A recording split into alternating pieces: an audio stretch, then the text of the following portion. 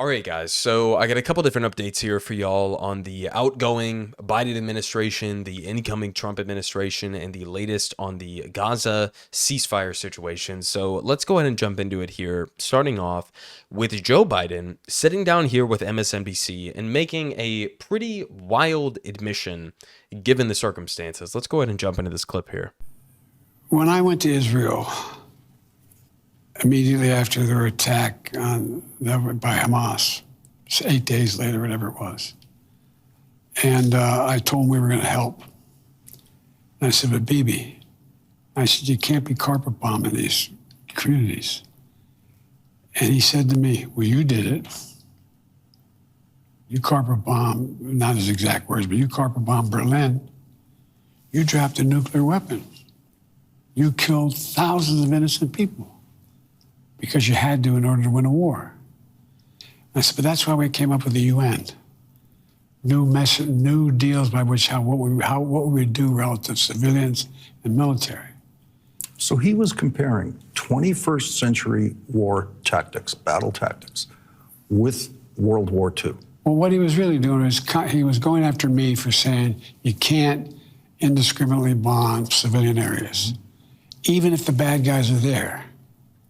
Okay, so a couple of different things there. Number one, what we have here is an open admission from Joe Biden himself that early on, after October 7th, Benjamin Netanyahu had a conversation with him in which he compared what Israel was about to do to Gaza to the U.S. nuclear bombing of Hiroshima and Nagasaki. That's what we have here. That Benjamin Netanyahu said, not only am I going to carpet bomb civilians in Gaza, but that's okay because 50, 60 years ago or whatever, you, the United States of America, did the same thing to Japan, or you did the same thing to Dresden or Berlin or wherever else in Europe during World War II.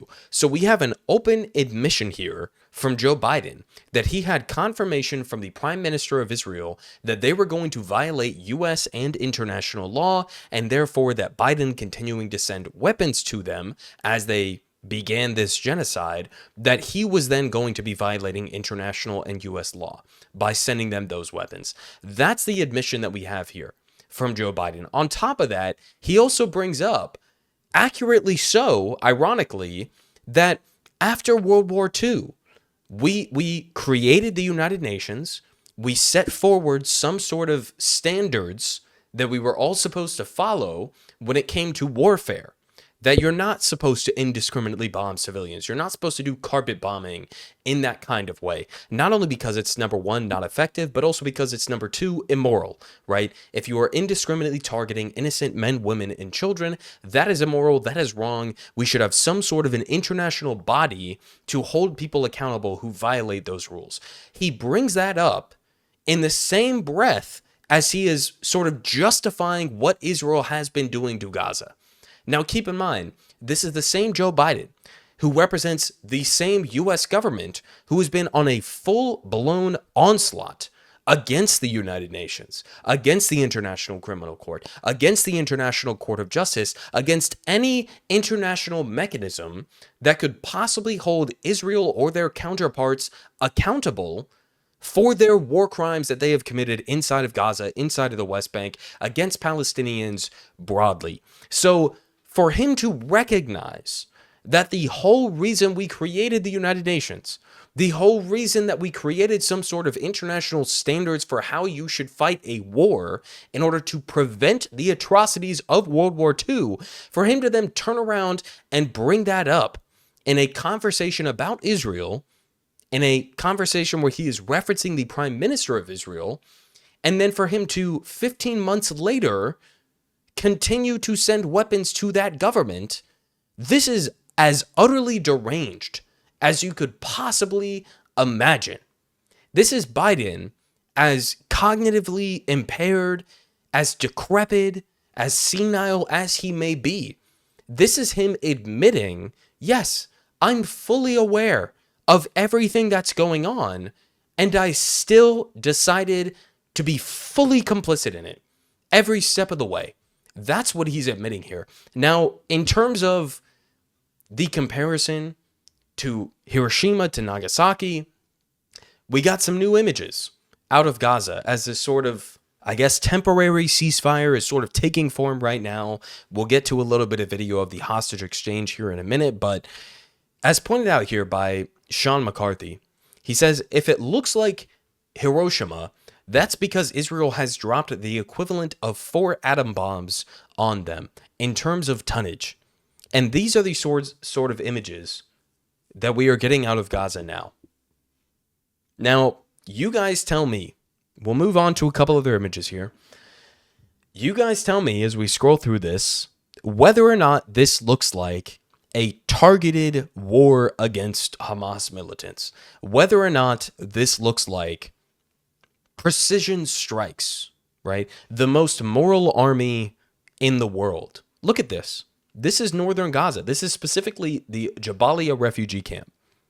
There is not a single fucking building in any of these images that has not been impacted by the bombing. This is not a targeted war. It's not a fight against Hamas.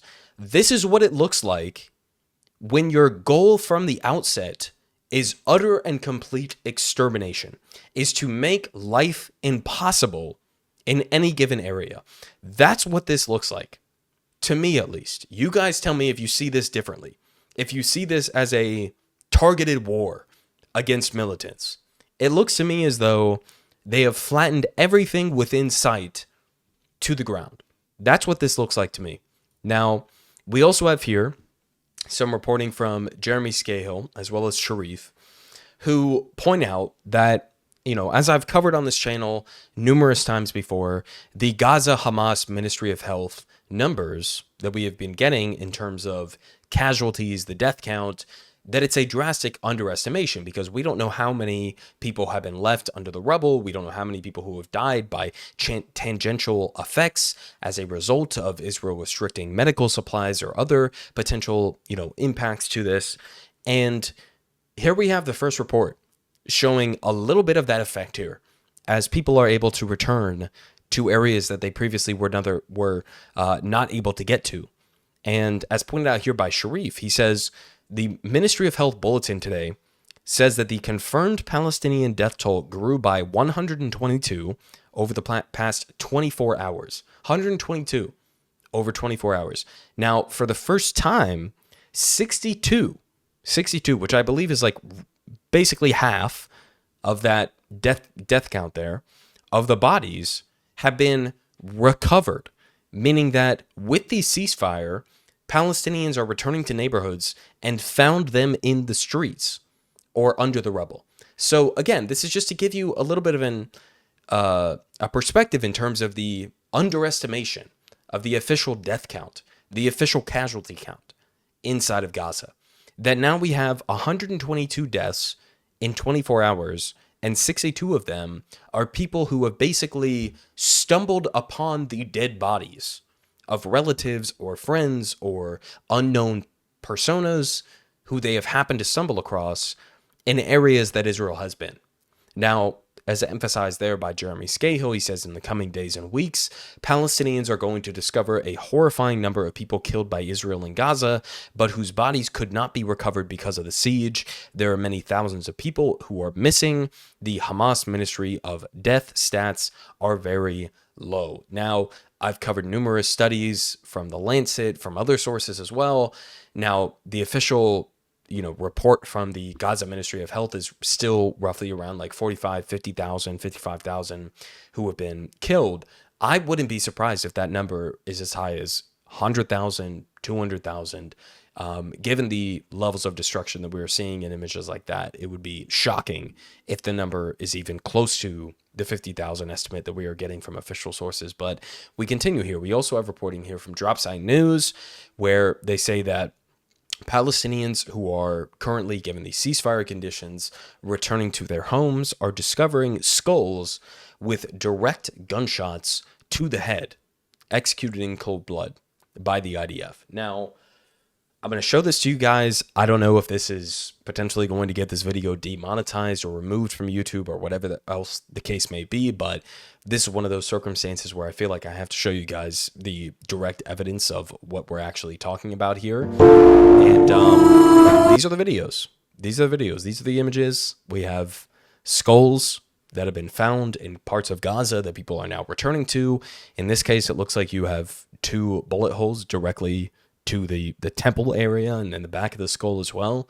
And then here you can see as well to the top of the skull, another bullet hole as well. So, you know, it's about as dark, it's about as dystopian as you could possibly imagine. But it's important to look at these kinds of things, because if we don't, then who will? Who will document this kind of footage? Who will document these kinds of images?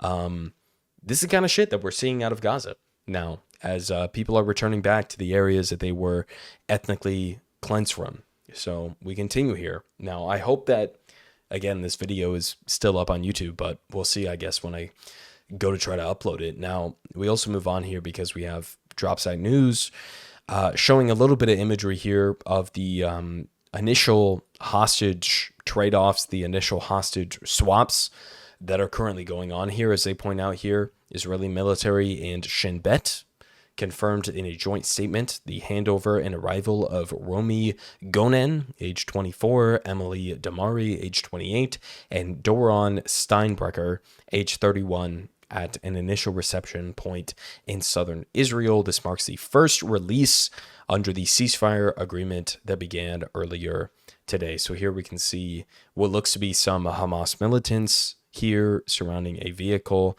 where some of these hostages are located. I don't know if these are other civilians or whatnot in the background. And we can see this Al Jazeera, I believe, journalist who is reporting on this live as this all takes place. So this is sort of the initial hostage swap going on here, as, you know, Israeli hostages who were taken on October 7th, for the most part, are exchanged in this first phase. Most of these hostages, I believe, are civilians, women, elderly, whatever the case may be. There are still Israeli soldiers who are being held at this point, and in exchange, and this is also an interesting angle of all of this that I guess we'll get to here in a minute, but the reporting on this from Western media outlets has been pretty abysmal in terms of the framing of the Israelis who were taken on October 7th as being hostages, and then the Palestinians who have been held without trial in often, you know, circumstances for months, if not years. No trial, no right to due process or anything like that. Many of them are women and children, and they are referred to as prisoners. So you notice the discrepancy there between hostages and prisoners, even though, again, many of these Palestinians are held without charge, many of them being children. But we'll get to more of that here in a minute. Now, we also have reporting here from Dropsite News in terms of some of the confusion on this Gaza ceasefire deal that's been reported on. This is the latest from Dropsite News that I've seen. They say that the Israeli Prime Minister announced today that Israel will keep the Philadelphia corridor, stating, quote, "Not only will we not reduce our forces there, we will increase them slightly," which is completely contradictory to the actual ceasefire deal that was touted by the outgoing Biden administration. They continue here. They say that this statement blatantly violates the ceasefire agreement, which requires Israel to start reducing its forces in the corridor during the first stage and fully withdraw between 42 and 50 days of the second phase. Now, this is just further evidence to me, at least, that Israel is not keen on, you know, a lasting ceasefire sort of agreement, a lasting peace negotiation. We saw this with Biden's or with Trump's incoming national security advisor, Mike Waltz. We've seen this with, Mike Huckabee and Marco Rubio and others, and Pete Hegseth coming in as the defense secretary. They have no interest in any sort of long-term peace negotiations. I still maintain that this ceasefire negotiation, although we've seen some sort of a transfer of hostages at this point, that this is not going to be a long-term sustainable deal. that is put in place. And I would bet my bottom dollar, I would bet everything that I have, that as soon as Trump actually takes power, give it a week, give it 2 weeks. I don't know how long it's going to take place, but Israel will absolutely continue with the genocide in Gaza. I wish that I could say that's not the case and that this will lead to some sort of a long-term deal. But based on the statements that I've seen from the incoming Trump administration, based on these kinds of statements that I've seen from the Israeli government, I can't see that being the case. I just can't, unfortunately. So this is just one further example of Israel sort of sabotaging this ceasefire deal at the last minute. Now, to get to the hostage conversation, Asal Rod has been doing a great job of tracking the media coverage throughout this entire genocide and the discrepancy between how our media outlets and Western press discuss Israel versus how they discuss Palestinians. And this is a great example of that, right? So when it comes to Israel, they're referred to as hostages. When it comes to Palestine, they are referred to as prisoners. I mean, you can see here a direct one-to-one. The 32-year-old university administrative worker has been detained without charge for 7 months, but they say that the majority of the 90 Palestinian prisoners expected to be released on Sunday are women, as well as a number of children. So you have women and children, a large portion of which have never actually been given due process or charged with a crime, who are being released as a part of a deal to exchange with Israeli hostages, right? But when it comes to Western media's coverage of Israeli hostages being released, they have no qualms about calling them hostages.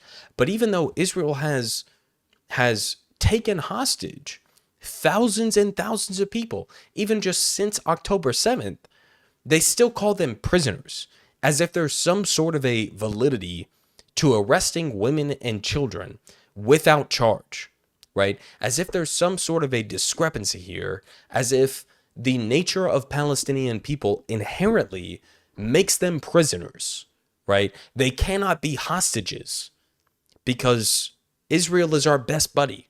They're our friends. They're democratic, right?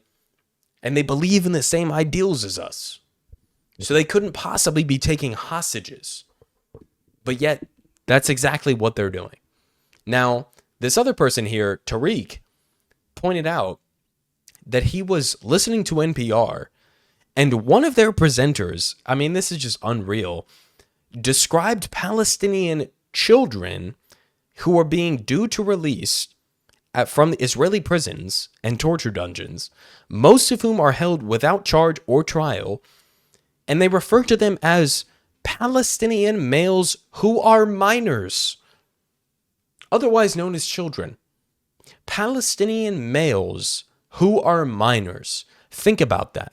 Think about if we were talking about the Russian invasion of Ukraine, or if we were talking about Israeli hostages who were taken prisoner by Hamas or whatever else the case may be.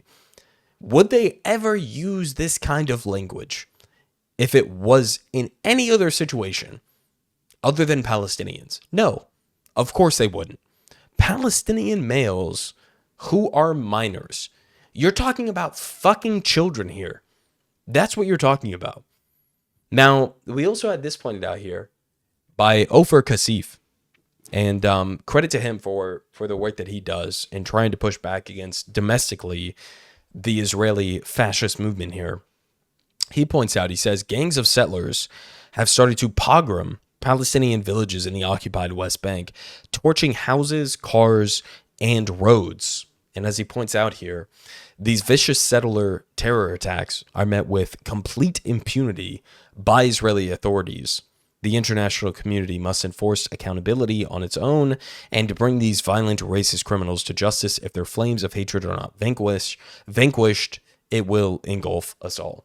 And so in the background, as we're having conversations about this potential temporary ceasefire in Gaza, this is yet another reminder that this is the status quo for Palestinians, right? Especially given the incoming Trump administration, especially with what we're going to get to here with Mike Waltz and, other members of the Trump administration with Pete Hegseth and Huckabee and others.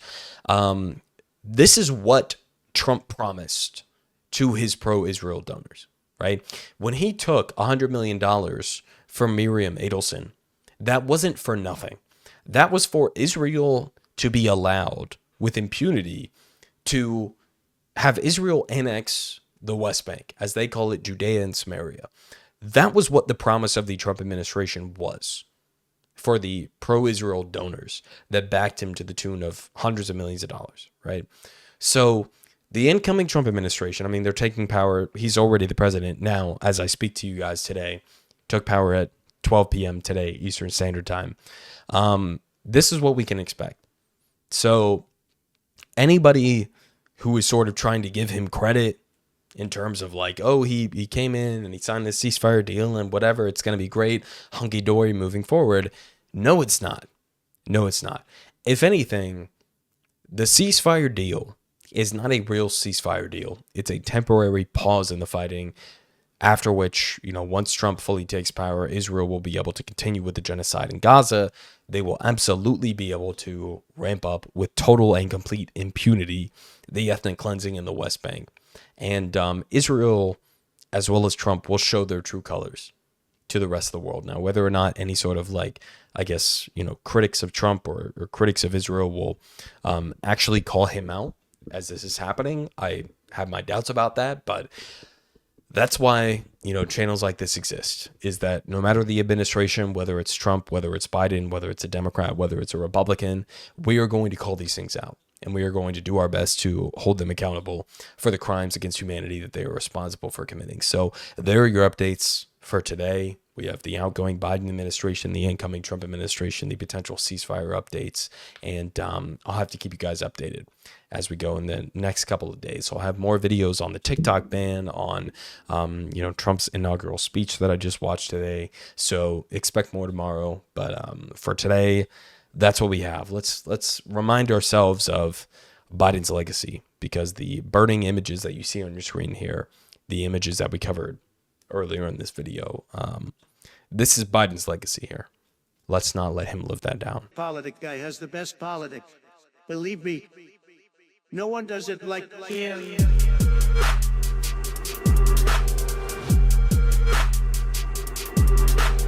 Believe me. Everyone is saying